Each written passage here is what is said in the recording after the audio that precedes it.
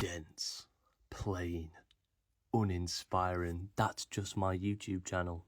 But today, we're investigating the maths behind hot potato. And in case we've got any 5-year-olds watching, first of all, what are you doing, mate, watching a video about mathematical modelling? Go outside. And secondly, hot potato is a game where you pass an object around and treat it as hot, so you can't hold on to it or your hands get melted off, metaphorically. The in-depth research that goes into this channel yielded few real hot potato stories.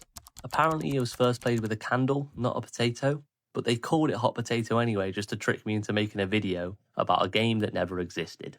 Anyway, my hand sensitivity is probably akin to that of a Victorian orphan, so I'm going to demonstrate how you can use maths to test whether it'll burn your flesh off or not, and you don't have to touch any hot potatoes. Most engineering students already have a God complex, so they love mathematical modelling. It basically lets them create any system using a set of equations and then control it however they like. Still can't build a girlfriend though. That being said, I'm only interested in the heat transfer of a potato. Using this technique, I can simulate a potato the size of the moon, a potato hotter than the sun, a potato as dense as a black hole. And by the way, if a potato was to collapse into a black hole, it would be 3.9 times 10 to the minus 28 meters, which is about a quintillion times smaller than a proton. Right, here's me collecting validation data. I could go to the lab, but I have a microwave and a desk fan, and this avoids awkward questions. Now, imagine combining Oppenheimer with Gordon Ramsay. Well, that's Heston Blumenthal, Michelin-starred chef and pioneer of molecular gastronomy. I wasn't talking about this sat in his kitchen measuring a potato's temperature for 2 hours straight. Anyway, the idea is to collect and plot as much information about the potato as we can. Weight, density, temperature, so we can tune our model to match the real-life simulation of the potato.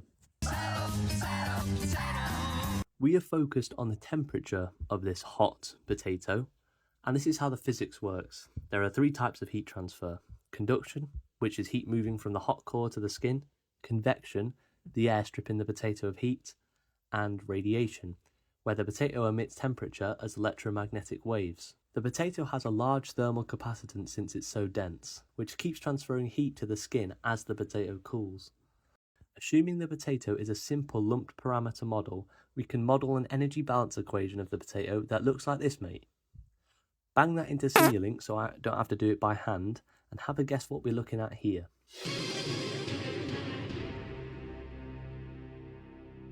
That's right, it's a potato.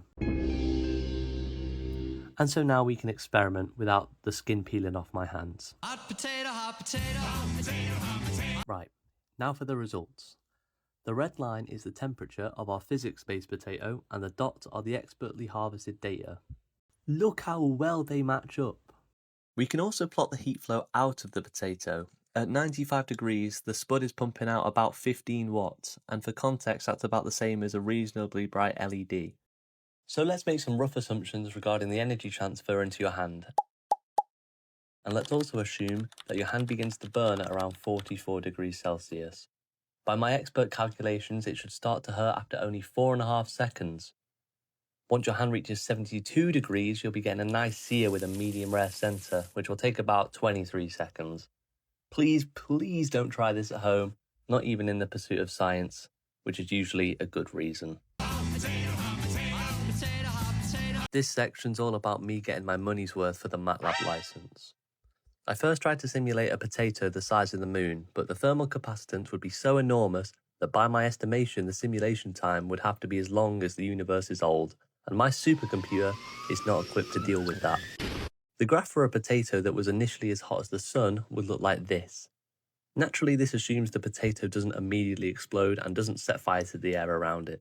Now, if you were in the vicinity of this potato for the first couple minutes, you would literally be toast due to the amount of radiation it emits. But after 20 minutes, you would probably survive an encounter. Finally, if you played with the world's largest ever potato, you need to play with a lot of people. Because the potato is so massive, it has a large thermal capacitance, meaning that the boiling core recharges the skin temperature every time it cools due to being thrown, and the potato requires much more force to throw it, which will likely lead to higher contact time, meaning you need time in between turns for your hands to recover. I'm still really new at this, so if you stuck around and enjoyed the video, please give it a like. And if you weren't a fan, then you can go play with a real hot potato and see how long it takes before you can't unlock your phone anymore. See ya.